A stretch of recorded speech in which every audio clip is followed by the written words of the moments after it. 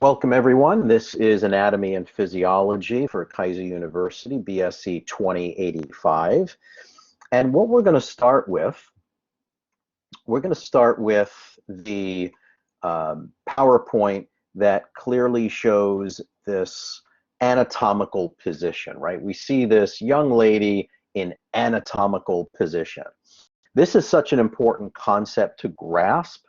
There's quite a bit of questions that will show up on your exams, so that you have to understand that anatomical position is looking at a person from the anterior. So what we see is this woman is standing straight up with the plantar surface of her feet.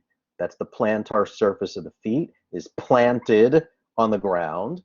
Her hands, or her palms, or the palmar surface of her hands are facing anterior.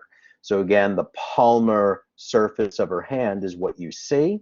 You do not see the dorsal side of her hand. You see the anterior side, or the palmar side, or the ventral side. See, they're all synonymous terms. Anterior, ventral. Everything we're seeing in the front is ventral. Everything that we can see that's on the back side is the posterior or dorsal. So posterior and dorsal are also synonymous terms. Her hands with the palms facing anterior or forward are known to be in the supine position or supinated position. Okay? The reason why anatomical position is so very important is we have to be starting at a reference point. In order to describe other body parts or describe the direction that you may be moving, we have to start in an anatomical position. For example, if you see my arrow here and I'm right where her belly button is, this is midline. If I start moving away from midline, I am moving lateral. And if I'm moving towards the midline, I'm moving medial. If we look at her hands, her pinky is more medial and her thumb is more lateral. Okay, so again, showing the importance of starting at an anatomical position. So here, when we look at this individual face down, and we look at the choices, is this person in anatomical position? Does that look anything like this? I don't think so, right? So we can cross that out. Is this person in fetal position? Well, we know a fetus is in like a C shape, right, in a mother's womb. So now we have to choose between prone or supine. Well, we know supine is lying on your spine. Supine would be lying on your spine, and prone would be lying on your bone, meaning the nose. Prone is lying on the bone, whereas supine would be lying on your spine, which would be face up. Okay? So here, in this top view, this person is lying supine, which is lying face up, which is also the opposite of prone, which is what we see down here, right? Prone, which is lying face down, and that would be the opposite of supine, which is up here. This person in the middle is standing upright. They're in anatomical position with the feet on the floor. Now, when we talk about anatomy and physiology, anatomy and physiology is basically talking about human form and human function, structure and function. So anatomy is really describing the structures of the body, what they're made of, where they're located, and all the associated structures that go along with it, whereas physiology is the study of the functions of these structures. So structure determines, right? Structures determine function. The structure determines function. That's a basic premise. And functioning helps to maintain structure. right? Just normal functioning helps to maintain your structure as well. When we talk about anatomy, there's different types of anatomy, right? There's gross anatomy, which is known as macroscopic, not microscopic, but macroscopic anatomy. The macroscopic anatomy is examining the larger, more visible structures that you can see with the naked eye. We don't need a microscope, so it's macro, it's larger. So this includes surface anatomy, looking at all the exterior surfaces and looking at all the landmarks. Landmarks are important. There's regional anatomy, where you may study the body in different regions. And then there's systemic anatomy. And the systems are made up of different organs. So like if we're talking about your heart and your arteries and your veins, we're talking about the cardiovascular system. If we're talking about the skin and the hair and the nails, then we're talking about the integumentary system. If we're talking about your biceps and your triceps, your quads and your hamstrings, we're talking about the muscular system. If we're talking about your frontal bone and your humerus and the radius and the ulna, we're talking about your skeletal system. Then there's developmental anatomy, which is from conception until death, right? A human body is constantly developing, and it goes through many developmental stages, right? From conception to death.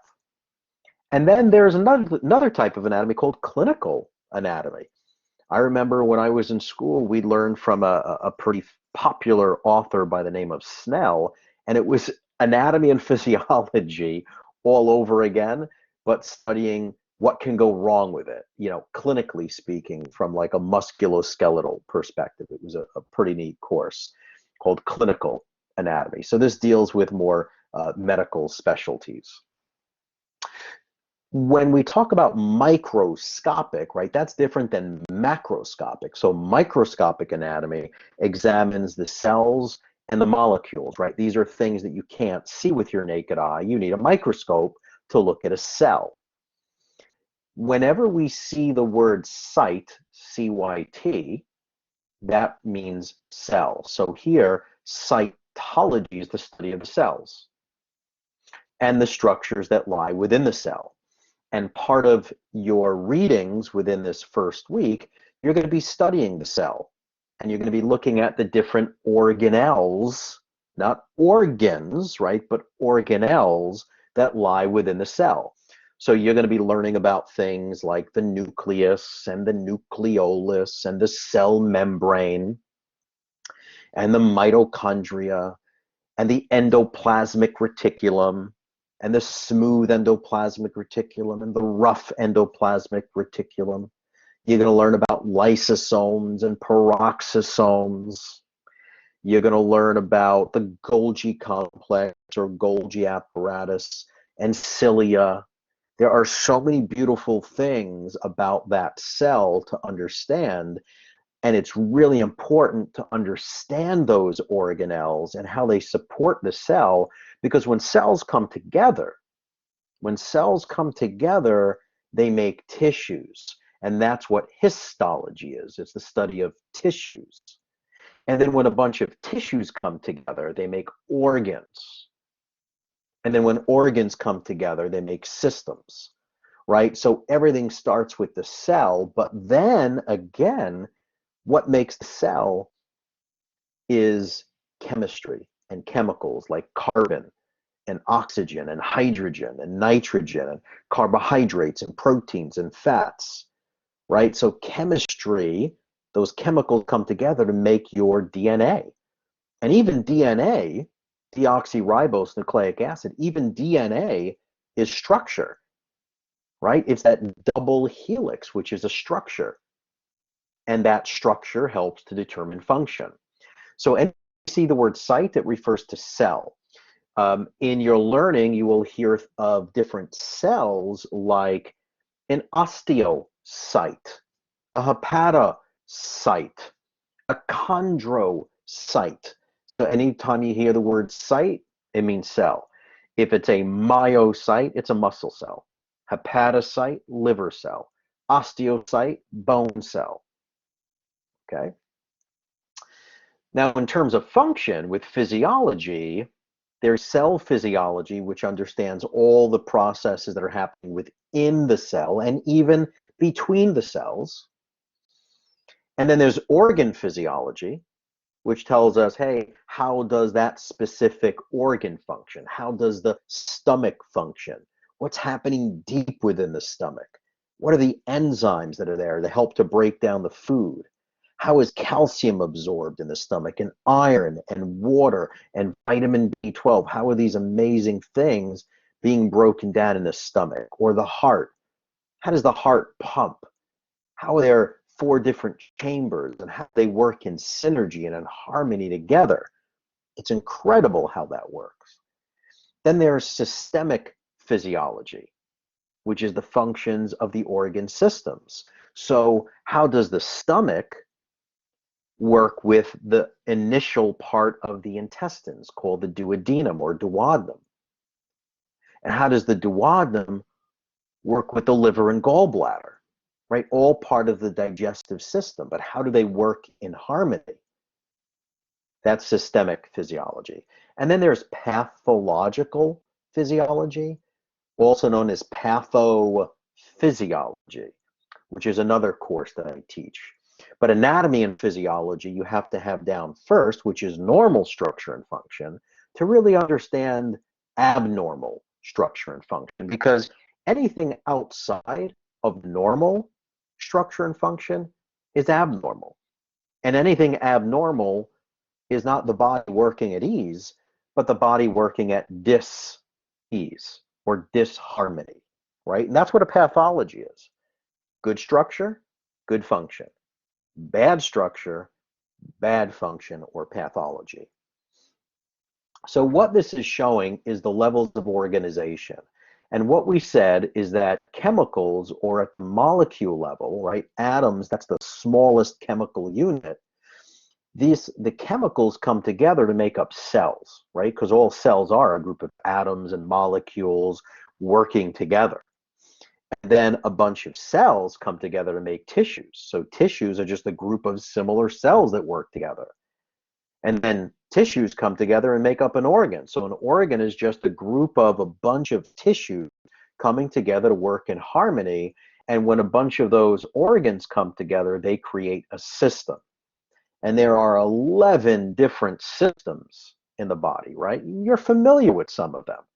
The neural system, the endocrine system, the integumentary system, the respiratory system, the renal system, the immune system, the respiratory system, right? These are just a few samples of the different systems. And then all 11 systems come together and make up the organism, right? The crowning creation of all. So chemicals come together and they form cells, and then cells come together and they form tissues. This looks like it's cardiac muscle tissue. And then tissues come together and make an organ. And then the organs come together. In this case, it looks like the entire cardiovascular system, the heart with arteries and veins. And then when you take all the 11 systems, you get the organism. So let's take a look at some of these systems. It's important to know the names of these systems and understand some of the main parts. And when you look in your lecture book, when you look in the ebook and you look at Atlas A, and which gives you a lot of your orientation, and then you look at Atlas B, and Atlas B, remember, comes after chapter 10. Atlas B is going to show you a lot of these parts that you need to familiarize yourself with, okay?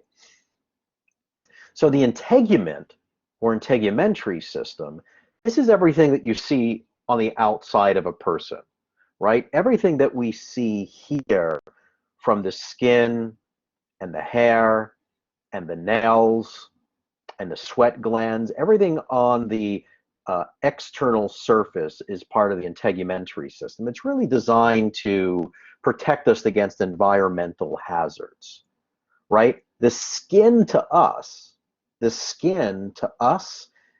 would be similar to the cell membrane of a cell, right? It keeps what's outside, and it keeps what's inside on the inside. It also helps to regulate body temperature. Well, we know if someone has not a first-degree burn, and not even a second, but let's say a third-degree burn, where it goes through the epidermis and dermis, and now you have mucous membrane showing and serous membrane showing, you lose core temperature. The first thing they do is they put one of those blankets on these burn victims to try and keep them warm. Okay? And also the skin provides us with sensory information. Believe it or not, hairs are tied to the neural system. So that if you have a little insect or a mosquito that's crawling on your arm and happens to trigger one of those hairs, and it stimulates the hair root plexus deep in that dermis, it sends a signal to your neural system, and then you slap your forearm and you end up killing the mosquito, right? So the skin is highly sensory. You know that sometimes if you feel danger, what ends up happening is the hairs stand on end. If you ever see a dog or a cat they feel that they're in danger, typically the hair on their back stands on end. Okay? Sensory. Now let's look at the skeletal system. When we look at the skeletal system can really be divided into an axial skeleton and an appendicular skeleton. The axial skeleton is everything that we see in the center. Everything in the center is axial, right? The skull, the spine, the sternum, the ribs, the sacrum. That's all axial. The appendicular are the appendages, known as the upper limb and lower limb, or upper extremity and lower extremity. That's the appendicular system. Altogether, 206 bones. Now, the bones, the cartilage, the ligaments, the bone marrow, they're all part of the skeletal system. And the functions of the skeletal system, it's a place where muscles attach. Muscles attach to bones by way of tendons. Muscles contract, they generate tension, and that's what the term contraction really means, right? Most people think contraction means shortening, but no, it's not really true. The term contraction really means that there's tension that's being generated in a muscle. And muscles can generate tension when they're shortening, lengthening, or remaining the same length. The shortening phase is what we call a concentric contraction. The lengthening phase is called an eccentric contraction. And if there's tension without any change of joint angle, then we call it an isometric contraction. So when muscles shorten and lengthen, they move your limbs. So muscles contract, they move your limbs, and they help us locomote. They also provide support and protection for other tissues. So these bones, like the skull, protects your brain. Your spinal column, which is made up of 24 freely movable bones, they protect your spinal cord. The pelvic girdle protects your reproductive organs in here. So it provides support and also protection. In terms of the vertebrae, there are 7 bones in the neck. There are 7 cervicals. There are 12 thoracic vertebrae. And there are 5 lumbar vertebrae. And the way to remember this is you can eat at 7 a.m., 12 noon, and 5 p.m. You eat at 7, 12, and 5. 7, 12, 5. Cervical, thoracic, lumbar. Easy way to remember how many are in each. What else does the skeleton do? Well, besides being a place for muscles to attach and to help us locomote and to protect us, like the brain and the spinal cord and the lungs, it stores minerals, right? It is a bank. It is a reservoir. It is the reserve, so that when you break down nutrients from foods that you consume, your body is using a lot of those minerals for fuel and energy, and your organs are going to use them to function. But whatever is left goes into storage, and your bones store a lot of calcium and magnesium and potassium. And that which your body doesn't want, we eliminate. Eliminate through urination and bowel movements. Okay, what else does the skeleton do? Well, it forms blood. In the bone marrow, we produce red blood cells, which is erythrocytes. Erythro means red. Erythrocyte, there's the word CYT, which means red blood cell, site. And there's also white blood cells that are produced there, especially your B cells, B for bone marrow. Okay, T cells are produced in the thymus. Muscles, the muscular system. Now, when we talk about muscles, and this is going to come up in the first week when you look at cells, and then you look at, I think maybe it's week 2, when you look at tissues, there's 4 different types of tissues in the body. There's epithelial tissue, there's connective tissue, there's muscle tissue, and then there's neurons. So those are the 4 basic types of tissues. You have neurons, muscle, connective tissue, and epithelium. Now, in terms of muscle, there's 3 types of muscle. What you're looking at in this picture is skeletal muscle. Skeletal muscle is the type of muscle that is voluntarily controlled. You can consciously contract and move your arm. You can consciously contract and move your legs, right? So that's voluntary. You have conscious voluntary control. That's what skeletal muscles are. Then there's cardiac muscle. Well, cardiac is your heart. Your heart, you have no voluntary control over. You can't say, heart, I want you to beat 90 beats per minute, go, right? It just doesn't do it on command. Now, could you, in time, have calming thoughts and within 5 to 10 minutes slow down your heart rate? Absolutely. Can you have stressful thoughts and all of a sudden increase your blood pressure and heart rate? Absolutely.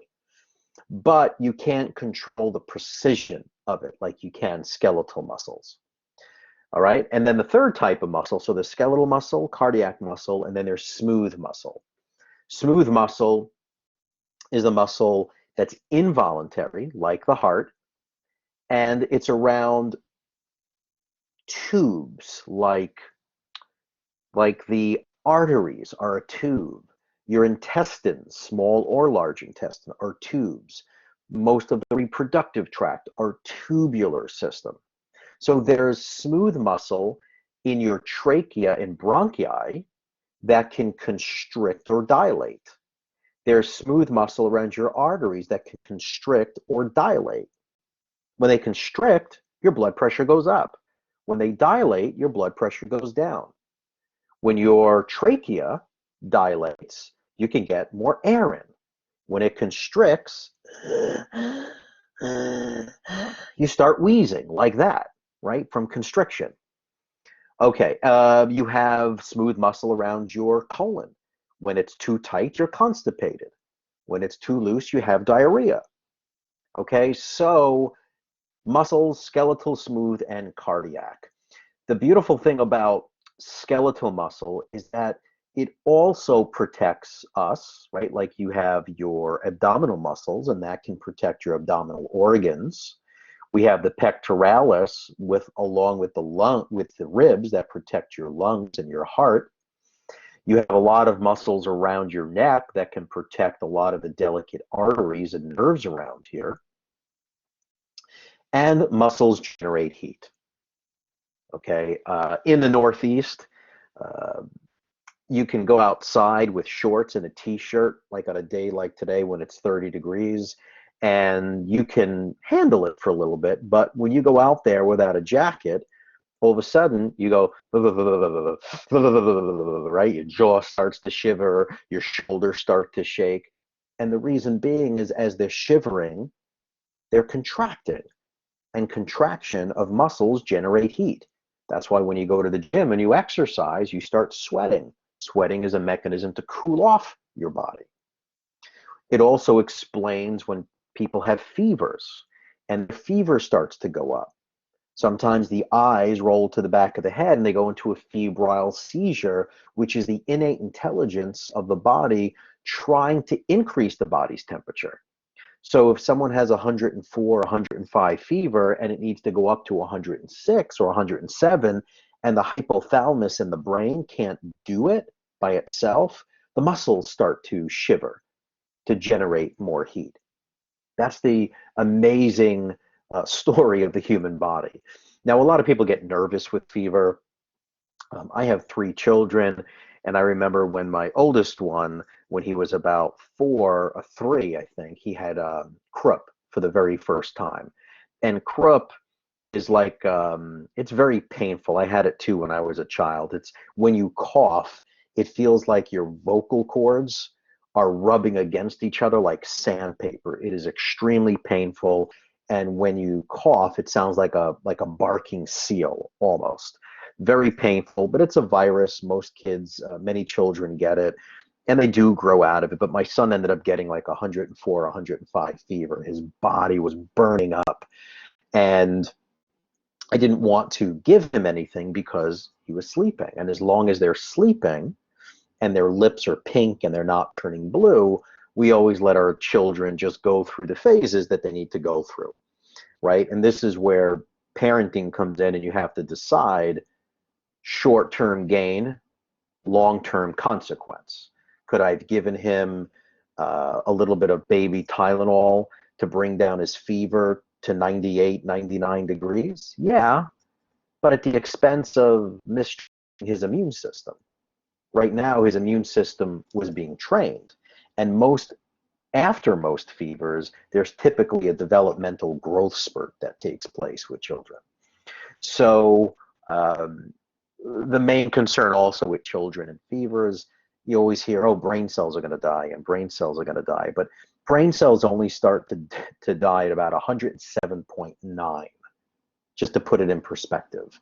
So if the fever was too high and my child was up, then we'd use a suppository a little bit, and it would bring the fever down about 1 degree. So maybe from 105 to 104, and then the child would sleep, sweat like crazy at night, and the child wakes up the next morning brand new. Okay?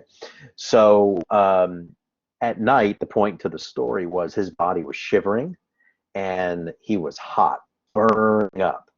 And most parents, if they don't know, or they don't have the education like you're all getting right now about human form and function, that fever serves a great purpose, and it trains the system. It's almost like going skiing, right? The first time you go down that path, it's very difficult. And then the next person goes down, and the next, and each person that goes down that pathway, it's much quicker and easier to go through it a second, third, and fourth time. The immune system works the exact same way. The neural system. The neural system is the first system that actually develops. And that's something I ask even a lot of my patients, as I'm taking care of them as a doctor of chiropractic. We're primarily interested in the neuromusculoskeletal system, the relationship between the brain, the spinal cord, the vertebral column, and their muscles, and how that works together. And most parents think the heart forms first, because when they do a sonogram on the baby, they go, oh, we see the heartbeat. But the heart comes secondary to what you see here. The brain, the spinal cord, and the nerves form first, much like a tree. If you think of this as an upside down tree, this would be the roots, this would be the trunk of the tree, and then you have branches of the tree, which are the nerves. And what do you think forms at the end of the branches? In springtime, as we are pretty close to spring here, I looked outside today and I saw small buds. Even though it was 30 degrees, I'm starting to see buds on our trees. and those buds go into leaves. In embryology, they too are called buds, and if it's a heart bud, it grows into the heart. The lung bud grows into the lungs. The kidney bud grows into the kidneys. So the neural system forms first. That brain, the spinal cord, that's known as the central neural system. And then you have the peripheral neural system, is everything outside of the brain, like cranial nerves, and everything outside of the spinal cord, like all of these spinal nerves. So the brain, the spinal cord, all these peripheral, and you have sense organs. That's all part of the neural system. The whole idea of the neural system is it's designed to take information in, to take sensory input, interpret that information, and then send out a motor command.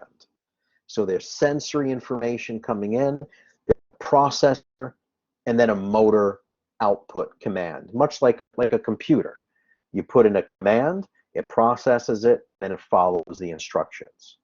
That's what the neural system does. It controls and coordinates all of the functions of the body. It's so very important. And we want to make sure that the brain sends messages down the spinal cord, and that the messages come out to those nerves, and those nerves feed your tissues and your organs and your systems and your glands. And if there's any blockage or interference between communication between the brain, the spinal cord, your end organs, now we start having a disease process that's going on. It only takes the weight of a quarter. It only takes the weight of a quarter sitting on a spinal nerve to reduce nerve impulses by 60%. And in 3 minutes time, cells start to change their shape. They go through a metamorphosis. They start to degenerate and break down within 3 minutes of poor nerve supply. Okay, and that's the significance and importance of why doctors of chiropractic play such an integral role in healthcare, is to ensure proper nerve flow from the brain cell down into cells, tissues, and organs and other systems of the body. And we also want to make sure that human movement is symmetrical, smooth, and normal, because all the sensory input of movement go up the spinal cord into the brain. If it's coming in abnormally, the brain perceives that abnormal information. And if garbage goes in, garbage goes out. You want to make sure healthy information comes in, so healthy information comes out. The close cousin to the neural system is the endocrine system that you'll be learning in week 4. And the endocrine system, much like the neural system, is a major communicator to coordinate how all the organs and tissues work together. But instead of using electrical impulses, which is what the neural system used, and using neurotransmitters, the endocrine system uses hormones. Whether it's the pituitary gland, the pancreas, the thyroid gland, the adrenals, these are all endocrine glands that release and secrete hormones to control other parts of the body. The endocrine system acts a little bit longer than does the neural system, right? If you think of running up and down stairs, you can run out of breath real quick, and then maybe your heart rate increases. But within 5 or 10 minutes, your heart rate and breathing goes back to normal. That's pretty quick. But if you get into an argument with a spouse or a family member or a friend, and then your blood pressure goes up and you feel your heart pounding because of this real bad argument, that could last for hours. You could lose your appetite for a long time, maybe even the full day. So hormones can act much, much longer in time. The endocrine system is involved in adjusting your metabolism, metabolic activity, and how your body uses energy. Okay, and that's what the thyroid gland does. Now, the gonads are like the testes and the ovaries. That's part of the reproductive system, but many of the reproductive organs produce hormones. The pancreas is an accessory organ for digestion, but it releases hormones. Okay, the pituitary gland is up in the brain in the neural system, but it has endocrine function. Cardiovascular, your heart, the blood, all the blood vessels, they're going to distribute blood cells, water, dissolved materials, nutrients, even waste products, and gases like oxygen and carbon dioxide. It's going to help to distribute those throughout the body, and it also helps to distribute heat, and it controls your body temperature. The lymphatic system is what we refer to as your immune system, right? So your thymus gland, which is here near the sternum, your spleen over here, which would be next to the pancreas. All of these green vessels are lymphatic vessels. Then you have these swollen nodes, lymph nodes, your tonsils in your throat. You have lymph nodes in your groin. You have lymph nodes around the breast. You have lymph nodes in the armpit. So this is all responsible for helping to filter out the blood and the fluid between your cells called interstitial fluid. It helps to clean out the body. It's part of the filtration system. So when your lymph nodes are swollen, it doesn't necessarily mean like, oh my God, what's wrong? It's, oh my God, what's right? Okay, your immune system is working as it's supposed to. And if there's a pathogen, yeah, your cells, your glands may get swollen. But it's doing what it needs to do. It's fighting infections. Okay, the lymphatic system is designed to return healthy, clean fluids back to the bloodstream. The respiratory system, the lungs, which is deep here, but there's a whole pathway of tubes that lead into the lungs. You have your nasal cavity, your sinuses, the larynx, the trachea, the bronchi, the lungs. And when you learn about this, you'll learn about the upper respiratory tract and then the lower respiratory tract, right? People sometimes have an upper respiratory tract infection, which is everything from that larynx above, and then everything below the larynx is the lower respiratory tract, including the bronchi, the lungs, the alveoli, which is where the gas exchange takes place. The main function of it is really to deliver oxygen to the alveoli and to help get rid of carbon dioxide, right? You want to bring oxygen into the bloodstream so that oxygen can get into the mitochondria of each cell for the sole purpose of ATP production, adenosine triphosphate production. And we need the lungs to help get rid of CO2, carbon dioxide. And the sinuses are involved in producing sound for communication. The GI tract, typically I say GI for gastrointestinal. It's also known as the digestive tract. The teeth, the mouth, the lips, the tongue, right? That's where mechanical digestion takes place. And then you have your esophagus, then you have your liver and your gallbladder and your stomach, small intestine, large intestine, right? You have main digestive organs, and then you have accessory organs, like the liver is an accessory organ, and the gallbladder is an accessory organ, and the pancreas is an accessory organ. But the stomach, small intestine, large intestine, and esophagus, those are the main goods. Those are the main parts, okay? Where does digestion truly begin? Right? A lot of people think it starts in the mouth. And I would agree that from a mechanical perspective, right, you're chewing to break down food. Yeah, it does start in the mouth, but think of Pavlov. Think of the experiment with Pavlov. Ding-a-ling-ling, remember the bell? They'd ring a bell, the dog would come out, and every time the dog heard the bell, they would feed the dog, and the next day they'd ring a bell, the dog came out and put dog food in, and the dog would eat the food, and then they ring a bell again, and they started to condition this animal the dog that every time they rang the bell, the dog would come out, there'd be food. Okay. And one day they ring the bell, the dog came out, the dog started salivating, but there was no food, right? So the dog thought that there was food and started salivating. You know that you can think of grandma's cooking or ma's cooking or dad's pie, whatever it is, and you could start salivating. We know that most eating disorders are not mouth problems, they're not stomach problems, there are problems between the ears in the brain. They're neural problems, right, within the hypothalamus of the brain. So digestion really begins in your brain, okay, in your thoughts. But mechanically speaking, I would agree, in the mouth.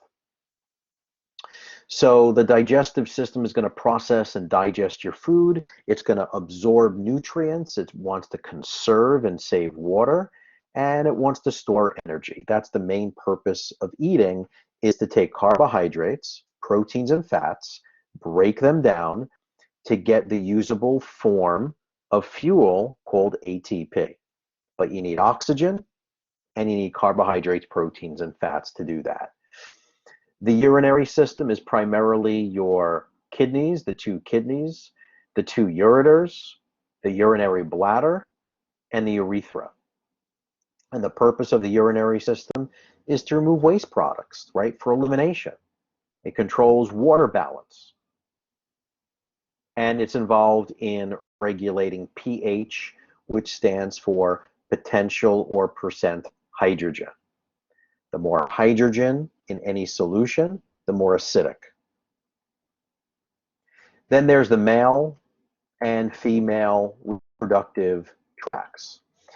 This is also covered, I think, in the 4th week.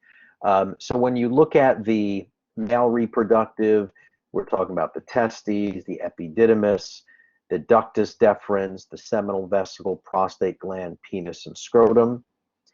And the main function is to produce the male sex cell, which is the sperm, and for sexual intercourse. The female reproductive organs, the gonads, are the ovaries. Then there's the uterine tube, also known as the fallopian tube. Then there's the uterus, vagina, labia majora and minora. Labia means lip, clitoris, and the mammary glands. The function is to produce the female sex cell, which is the egg or the oocyte. The uterus helps to support the development of the embryo from conception to delivery.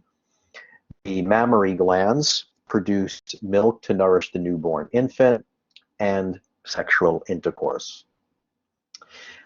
Vaginal deliveries are so extremely important because when the baby comes through the vaginal canal, the baby's taking in mom's bacteria.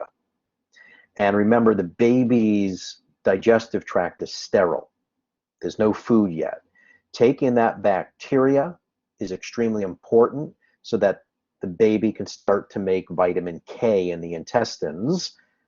Bacteria produces vitamin K, and also from breastfeeding, now the environment is not sterile anymore, and the baby can make vitamin K in the intestines, and vitamin K is needed for clotting, to help the baby clot in case there happens to be any internal bleeding. Okay, let's look at some of the superficial anatomy landmarks. We already went over what anatomical position is. We went over what supine and prone is.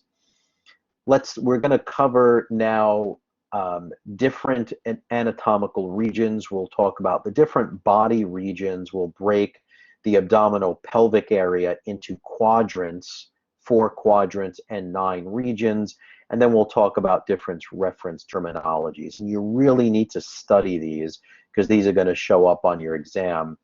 So you have to know frontal, for the frontal bone is here. You need to know the cheek is buccal, the ear is otic, the eye is ocular, the nose is nasal. The entire head is cephalic. You have a cranial portion and a facial portion. The mouth is oral, the chin is mental, the neck is cervical. The chest is thorax, The breast is mammary. The armpit is axillary. The arm is brachial. The elbow is antecubital. Belly button is umbilical. The stomach region is the abdominal. And this entire region here is called the trunk. So you want to review these. Typically on a lab exam, they may have these words and you drag them to the appropriate place for those lab exercises. So here is your frontal bone. The eye is the orbit. This is nasal. Otic is ear. Buccal is cheek. Mental is chin. There's an anterior cervical triangle. And then on the other side of the sternocleidomastoid muscle is the lateral cervical triangle right here between the SCM, sternocleidomastoid, the upper trapezius, and the clavicle. There's the depression here is the lateral triangle. Where the trachea is between the two SCM muscles, that's the anterior cervical triangle. Then we look at the forearm, which is the antebrachial. The wrist is the carpal. The palm is the palmar surface. The digits are phalanges. And the thumb is called a pollex. In the groin, there's the inguinal region. Then there's a pubic region. So going from here to here is inguinal. This is the inguinal ligament. And right here is the pubic region, near the pubic bone. The thigh is called the femoral region because this bone is called the femur, so it's the femoral. The kneecap is called the patella. The leg is called crural. And much like the hand, right? The hand had carpals, the foot has tarsals. The fingers had digits or phalanges. Here, the toes are also called phalanges. The thumb was called pollex or pollicus, but the great toe is called hallux or hallicus. So just remember hallux, H, heel. So the great toe is with the heel, whereas pollex, for think of palm. Okay. The foot is called the pedal foundation, like pedal. If you want to pedal, you have to use your foot, but it's pedal. It's pronounced pedal. The head up here is called cephalic. The neck is called cervical. There happens to be a diagnosis code that we use that's called cephalgia. And anytime you hear the word algia, A-L-G-I-A, algia at the end of a word, it means pain. So if you have cephalgia, the person's having head pain or a headache. If there's cervicalgia, it's neck pain. If it's arthralgia, arth, right, arth bones, it's joint pain. If it's neuralgia, it's nerve pain. You ever hear of fibromyalgia? Muscle pain. Myo is muscle. Algia is pain. Okay, the top of the shoulder is the acromial. The back is dorsal or dorsum. Then you have an upper limb or upper extremity. And the back of the elbow is olecramal, because the back of the elbow that you lean on, if you're leaning on a desk, is called the olecranon process. The rump is called the gluteal region, right? The buttocks are called gluteal because when we do muscles, you will learn gluteus maximus, gluteus medius, gluteus minimus. Back here are the hamstring muscles. There's 3 of them. There's one on the lateral side, and then there's 2 on the medial side. Lateral, outside, medial, inside. Popliteal is the crease or the depression behind the knee, not to be confused with patella. Patella is in the front, popliteal is in the back. The calf is sural. The heel is calcaneus or calcaneal. And then the underneath surface of the foot, which is the sole of the foot, is called the plantar surface. If you want to review them by names and regions, if you're more linear like this, then you do have this that you can do the playback and relearn it this way as well. Some of these terminology, superior and inferior are opposites, anterior and posterior are opposites, medial and lateral are opposites. Superior is when you're moving towards the head. Inferior is when you're moving away from the head, like towards the feet, moving downward. Anterior is the front of the body. Posterior is the back of the body. Medial is towards the midline of the body. Lateral is moving away from midline. Proximal and distal are opposite. Proximal is when you're nearest the point of attachment to the trunk. Distal, like distant, is the furthest point away from the trunk. And I will show these on pictures as well. Superficial and deep are opposite. Superficial is more external, like your epidermis of the skin is more superficial, whereas the dermis would be deeper than that. Contralateral and ipsilateral. Contralateral means the other side. Ipsilateral is the same side. So patient walks into the office with right shoulder pain and ipsilateral hand pain. That means right shoulder and right hand. If it's right shoulder and contralateral hand pain, then it's right shoulder and left hand pain. So when we look at the person as a whole, this is moving superiorly, this is moving inferiorly.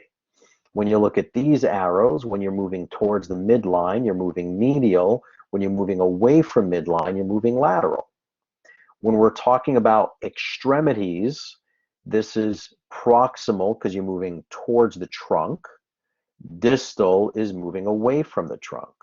Again, if we're looking at the lower extremity, this is proximal, moving towards the trunk. Distal is moving away from the trunk. Always remember an anatomical position. This is the right, this is the left. Even though this is your reading left, this is the individual's right limb. Okay, so you have to remember that. This is ventral or anterior. This is posterior or dorsal. This is moving cranially, or this is also moving cephalically towards the head. This is moving caudally towards the tail. So here, if we look at this image and we look at these arrows on the left-hand side, well, that's moving medial because that's moving towards midline. These are moving lateral because it's moving away from midline. The blue arrows up here and these blue arrows up here, that would be proximal. Down here, you're moving away from the trunk. Here, you're moving away from the trunk. That would be distal. We're going to learn about planes coming up. So when we look at this plane that separates the body into a left half and right half, this is a sagittal plane, or actually a mid-sagittal plane.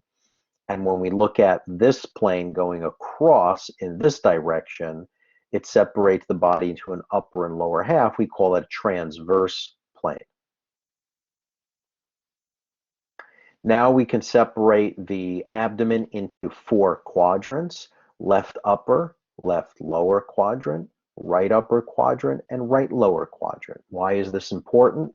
Because many times, especially in an emergency room type of situation, a nurse may tell a doctor and say, the patient is experiencing severe right lower quadrant pain. And now you go back to anatomy and you start thinking, what organs are here in the right lower quadrant that could be tender on palpation, which means feeling? Or patient has severe pain in the left upper quadrant or in the right upper quadrant. And then you'll start to see when you draw the cross here, there are some major organs in each that you need to be comfortable with. So in this right upper quadrant, most of the liver is there. The green gallbladder is there. In the right lower quadrant, the infamous vermiform appendix is there, right? So when there's appendicitis, it's severe right lower quadrant pain. And then in the middle here is the small intestine. The one around the outside is the large intestine, also known as the colon. So the small intestine's on the inside, and there has 3 parts to it. It's got a duodenum, a jejunum, and an ileum.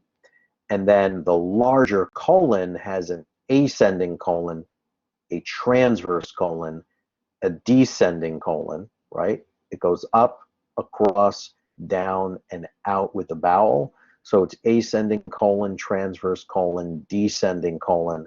And then right here where it swirls, that's called the sigmoid. colon. And down here is the urinary bladder. Up here is the heart.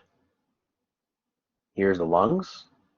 And we'll talk about some of the cavities like the pleural cavity for the lung. We'll talk about the pericardial cavity for the heart. So here, if you're more linear, it talks about the main organs in the right upper quadrant, left upper quadrant, right lower quadrant, and left lower quadrant. After the quadrants, we can separate the abdominal region into 9 regions. In the center is the umbilical region. Above it, epi means above, hypo means below. So epigastric, above the stomach, hypogastric, below the stomach, also known as in the pubic region, hypogastric. Then we have a left lumbar, a right lumbar. Remember, this is the lumbar spine here. So left lumbar, right lumbar, left inguinal, right inguinal. And then below the ribs, chondriac. Chondria means ribs. So there's a right hypochondriac and a left hypochondriac. If we wanted to drag things into that area, if there was choices here, you start with the umbilicus, then you got the epi is above, epigastric, pubic region down here, or hypogastric, right inguinal, left hypochondriac, right hypochondriac, and the lumbar, also known as the flanks, right flank and left flank. They're interchangeable. Same organs, but now instead of the quadrants, now we have the 9 regions.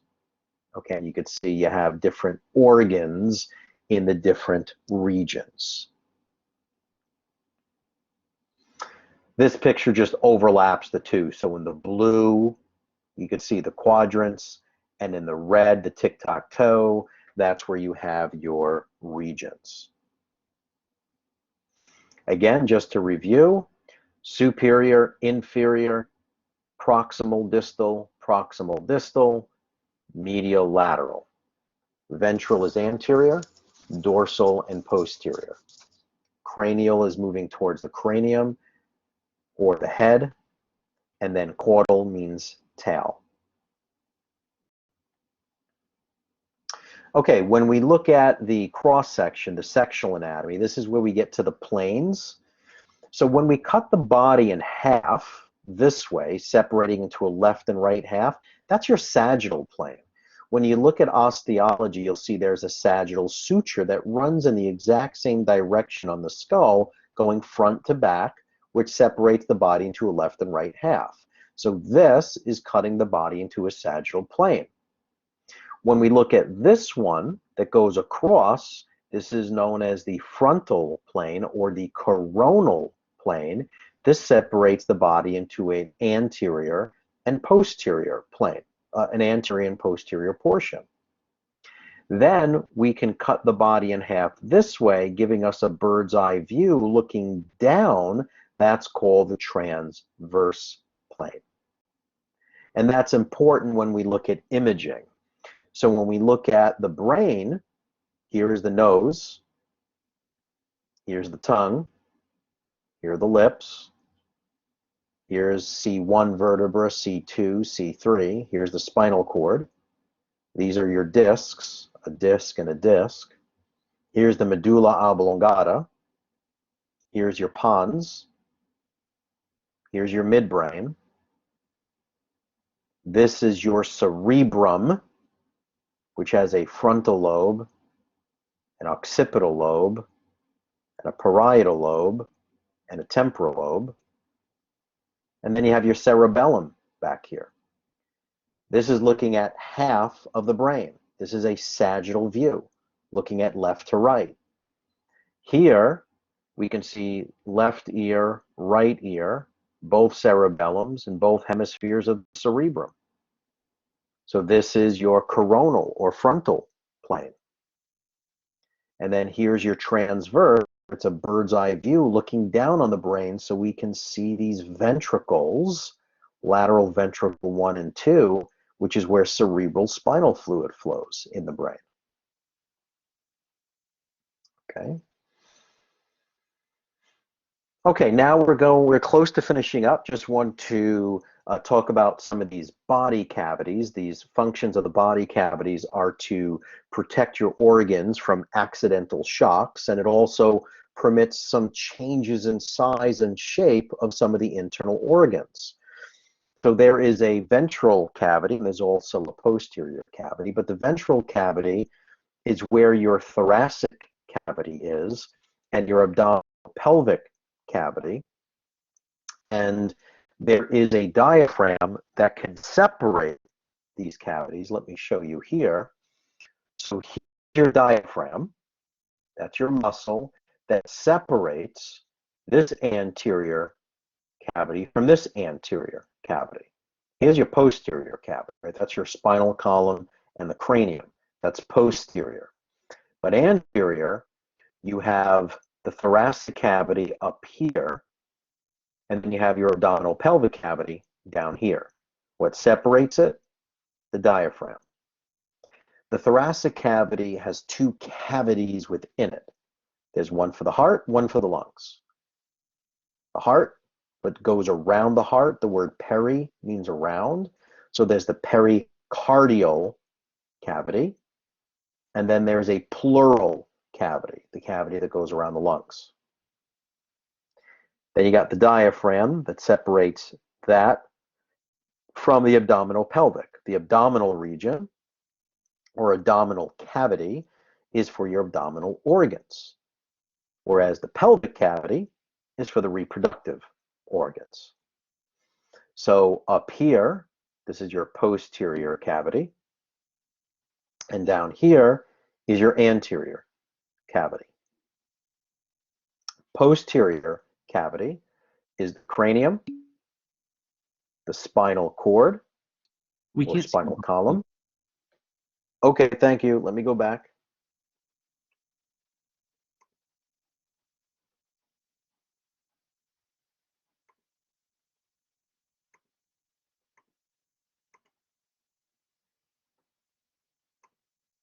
Okay, you should be able to see it now. We're good. Thank you. Okay, let's go back here. I think this is where it probably zoned out. So here is the cranial cavity. Here is the vertebral cavity. This is posterior. Up here for the lungs, this is your pleural cavity. There's your diaphragm. Then here's your abdominal cavity and your pelvic cavity. In the dorsal cavity, which is here, right, this is the posterior or dorsal cavity. That's where you have your cranial cavity, the vertebral canal, your spinal cord, and your meninges that protect the spinal cord. In the ventral cavity, there's the abdominal cavity, your diaphragm, your lungs, and the mediastinum. That's the new word that we didn't mention before, but I'll show it to you. The mediastinum is this region right here, which is where your trachea and your esophagus and some of the heart blood vessels pass through, right? So the mediastinum is this space that's between the lungs, that's anterior to your spinal column, but posterior to the sternum, right? That's kind of where the mediastinum is. So the pleural cavity is where your lungs are. The pericardial cavity is where your heart is. The abdominal cavity contains your digestive organs. The pelvic cavity is going to contain your reproductive and urinary organs and rectum. Okay, so here, if we take a closer look, here's the pleural cavity, which is right here. Now, lungs are going to have a visceral and a parietal pleura. I'm going to show you, I'll come back to that. I want to show you the difference between visceral and parietal. Your hand could be any organ. It doesn't have to be the heart. It could be the lungs. It could be any organ.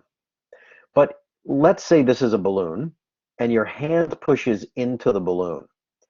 The part that comes into contact with the hand, which is the organ is known as the viscera. That's the visceral pleura, or the visceral, in this case, visceral pericardium. The layer that's on the outside portion would be the parietal pleura, or parietal pericardium.